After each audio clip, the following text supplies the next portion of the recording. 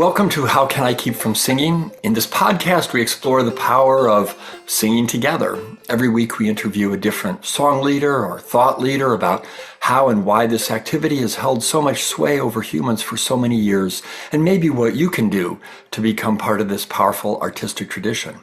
My name is Stuart Stotts, and I come to you from rural Wisconsin. My guest this week is Stacy Horn.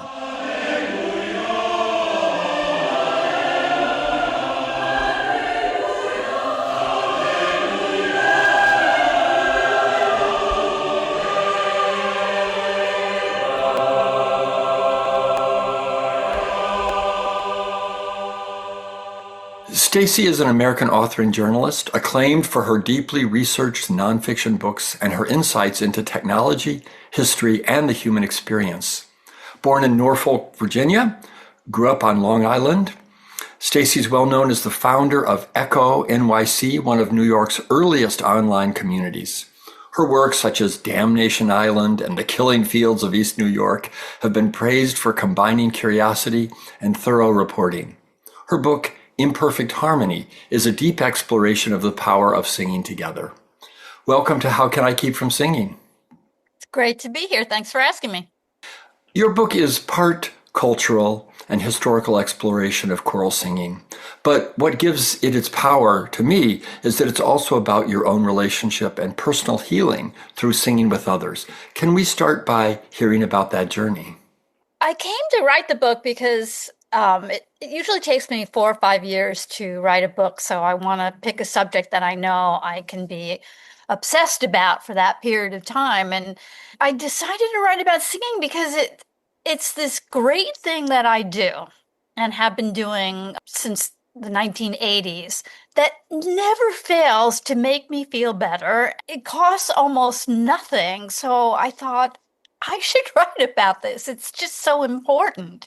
It was supposed to be a memoir, but whenever I write a memoir, I want it to be more than that. I don't want it to just be about me. I'm not a music scholar, so I got to research more about the history and science of singing and why it feels so good. Let's hear a little more of that story. In your book, for example, you write, "Life's hard, battles of all kinds continue to rage around us and disappointments accumulate, but singing is the one thing in my life that never fails to take me to where disenchantment is almost non-existent and feeling good is pretty much guaranteed." How did you come to singing and discover it? I was in my 20s. I was going through a divorce.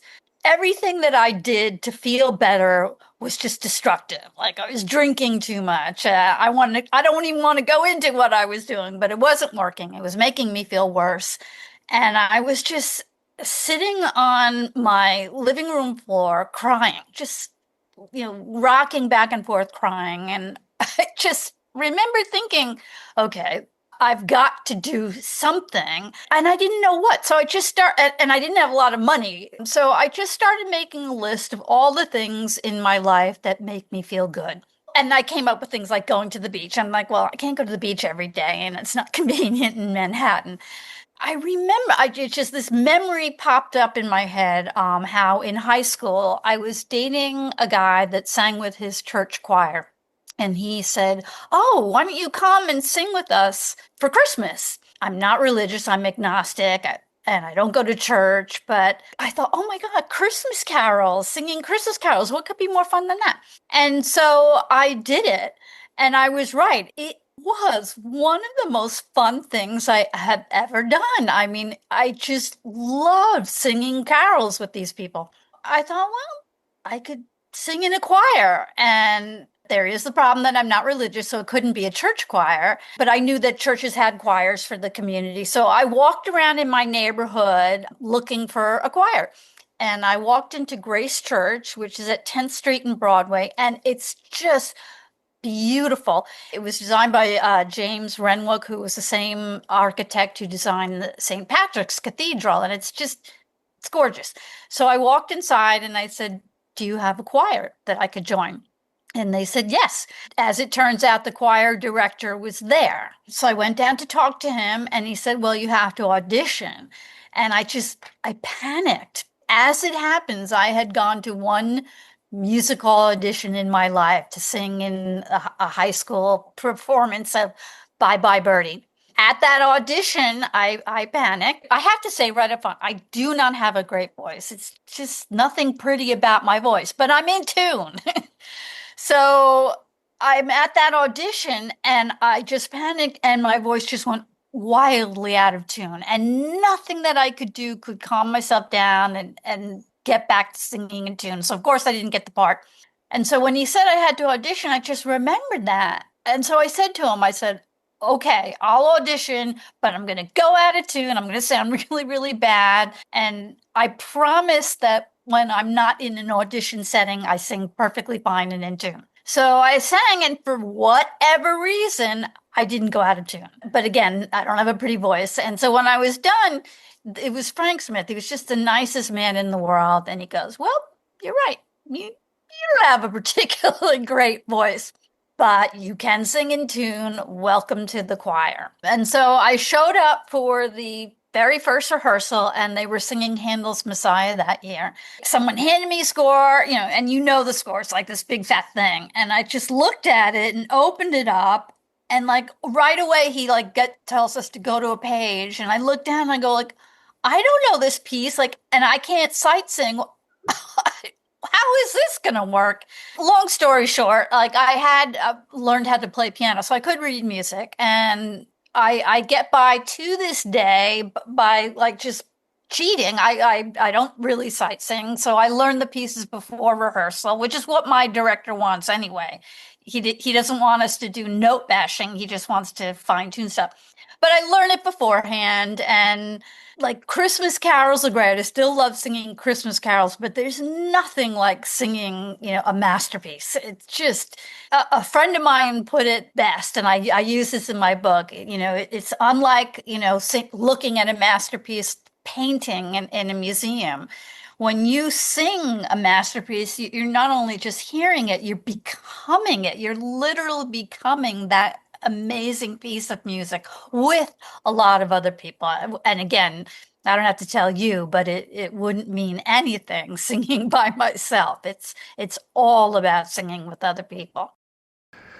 You shared with me a video that included interviews of people in your choir talking about this same experience. You're like brainwaves, just sort of align with each other. And something about the music and the words and the quiet moments. When you're all right there, perfectly blended, nobody's too loud, nobody's too quiet. And when you get to that place, it's like everything disappears, the universe is in sync, and you're in sync with it. It's very easy to get lost in those moments and just be there. Anyway, I read a study several years ago about choral singers, and what they had discovered through some means was that choral singers are the happiest people in the world. I can understand that. Let me just talk about something that I loved in your book. We talk about practicing. And community singing is much more about people with ordinary voices singing than it is about people who have tremendous skills. That's far greater interest to me. And one of the sentences you write is, I practice night after night in order to keep up because I want to dwell in the world that singing reveals for as long and as often as I can.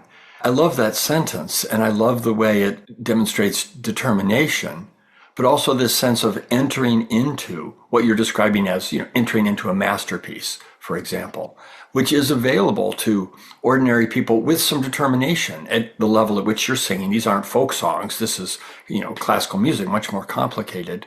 How have you grown in that way? You started in 1980, where that was quite a while ago. How have you grown into being a singer?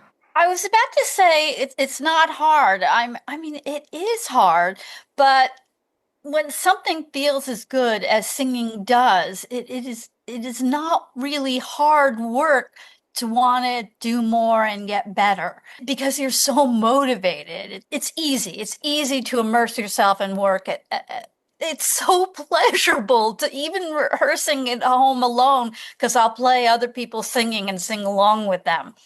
At one point, a man named John McClay took over the choir, and he slowly challenged us with more and more difficult pieces. And so that it's at the point where someone like myself, absolutely average on every level, can sing these extraordinarily difficult pieces. Like probably the hardest piece that I ever sang was Beethoven's Missa Solemnis. I mean, it just the most challenging piece. I decided at a certain point that Beethoven must have been angry at sopranos and wanted to torture them with this piece.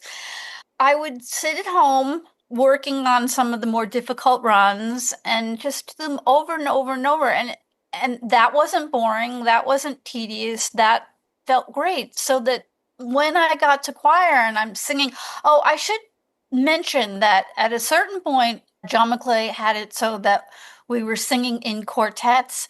So you know how in some choirs all the sopranos are together, all the tenors are together. We're completely mixed up. So I am never singing in a sea of sopranos. I've got tenors, basses, altos all around me. It made it so much better. It's that feeling of harmony is just much more intense when you are just shimmering with harmony with different voices around you. You hear it, you feel it, and you have to really know your piece. You can't depend on hearing it around you. That makes you feel, stronger, better at what you do. I don't know if I think I got on a tangent there. I don't know if I answered your question.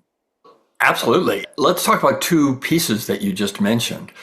One is that the heart of this experience is about singing with other people. You do the work in order to be able to do that. The other piece of singing with people is the power of harmony. So I wonder if you could talk about both of those. First, just what it's like to sing with this powerful group of people singing and what that feels like inside in your body and your spirit. But then also, you have a great piece that you write about harmony in your book, but maybe you could just talk about it first.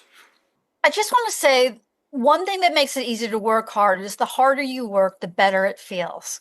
Nobody has to ask me to work hard. And everyone who has felt even a taste of what we're talking about, it's nothing to want more of that.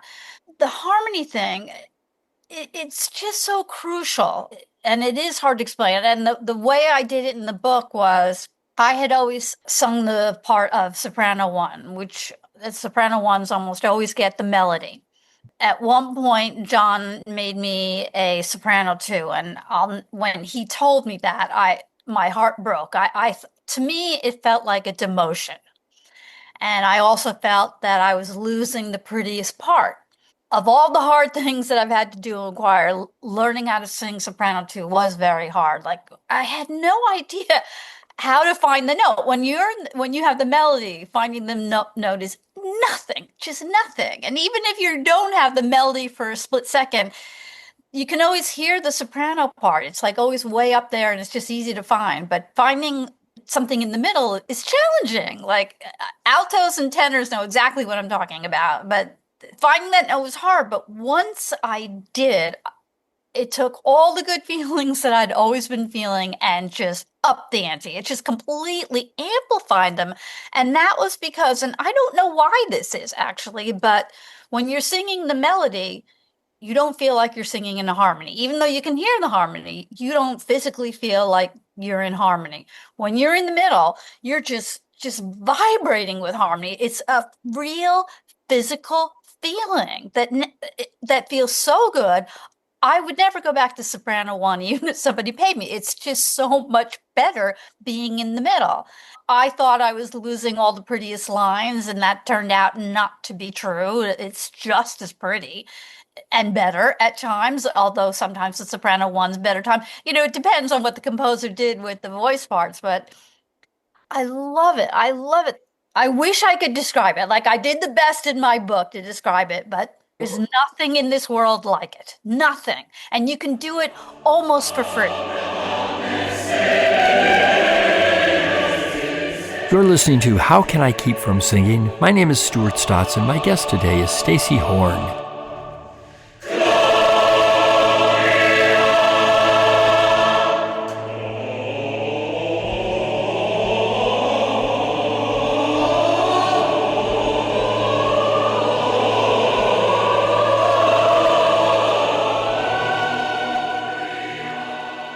Let me read to you a paragraph that you said about this because it just amplifies what you're saying.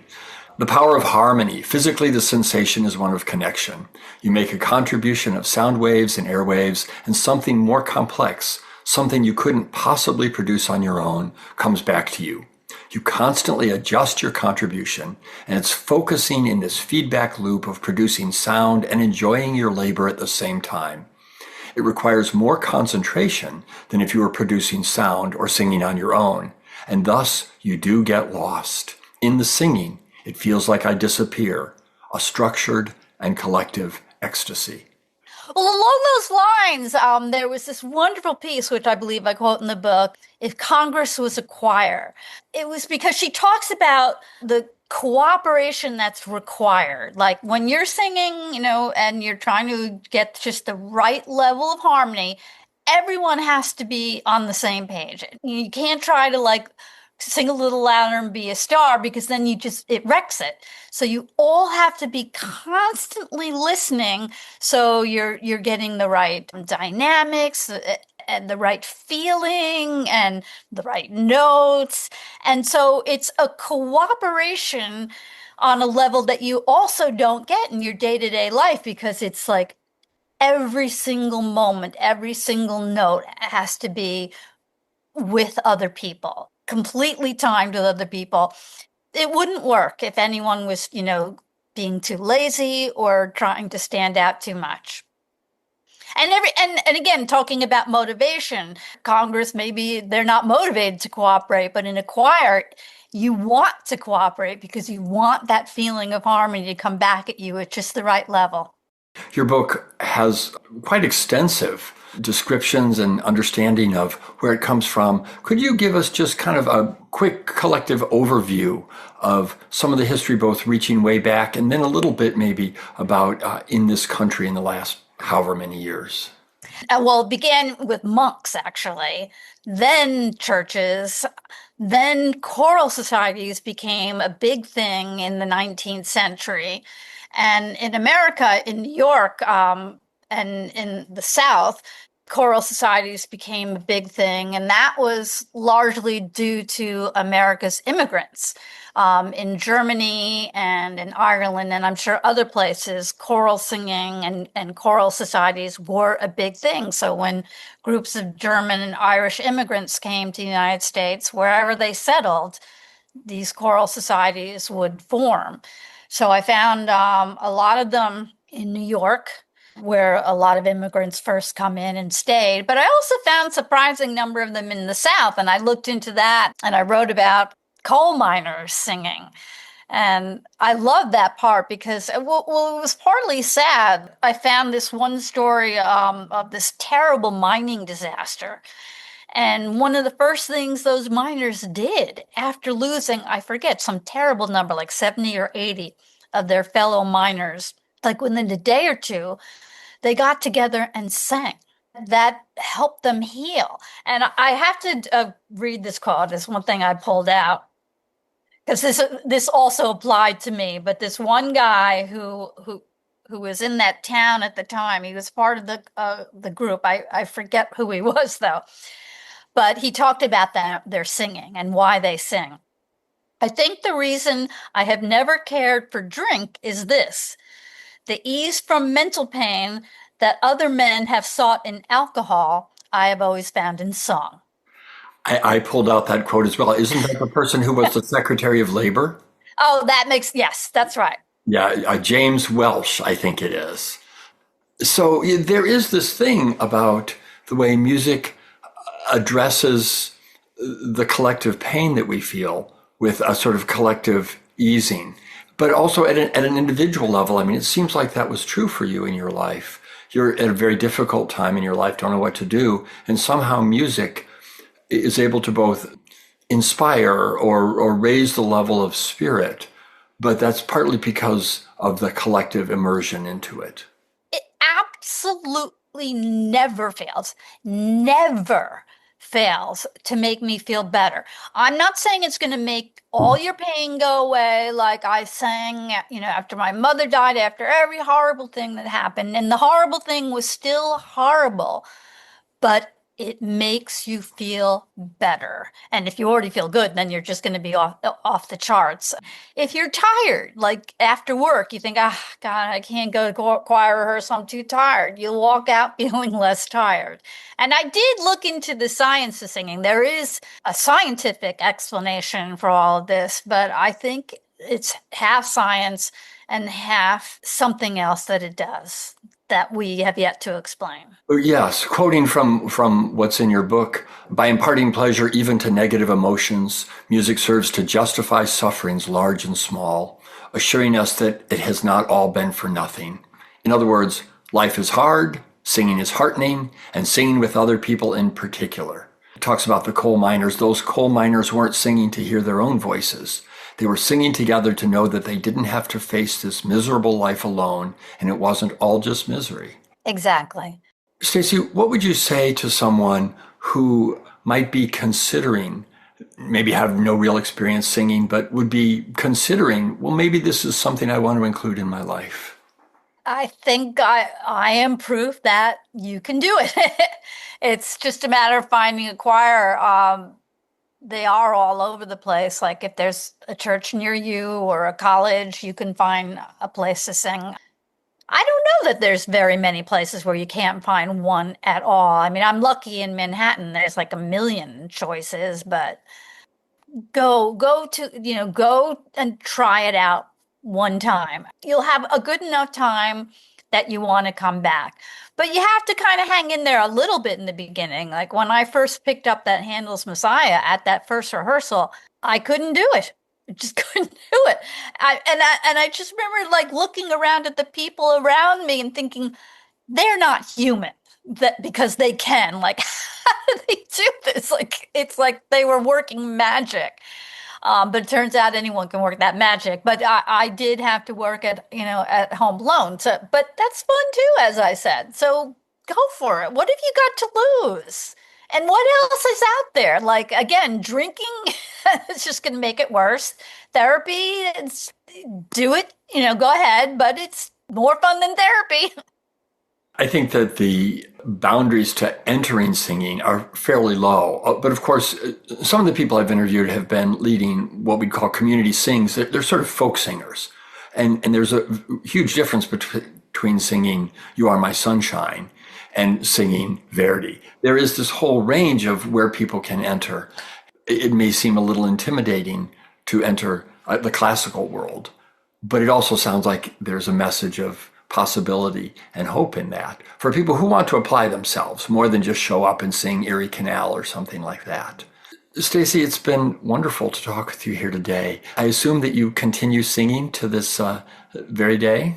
I just learned what we're doing for this holiday concert. I pulled out my little toy piano. I actually now have an electric piano, which is a good electric piano, but I still use the toy piano to just quick find notes. Yeah, I'm so looking forward to being back singing. We don't sing in the summer, and I miss it. Thank you very much for being here and talking with me. My guest today has been Stacy Horn. Her book, Imperfect Harmony, is highly recommended for anyone who's interested in singing or interested in the history of choral singing over the last 1,000+ years. So, Stacy, thanks very much for joining me. Thank you for having me. I hope I've convinced people who've been on the fence about trying it to give it a try.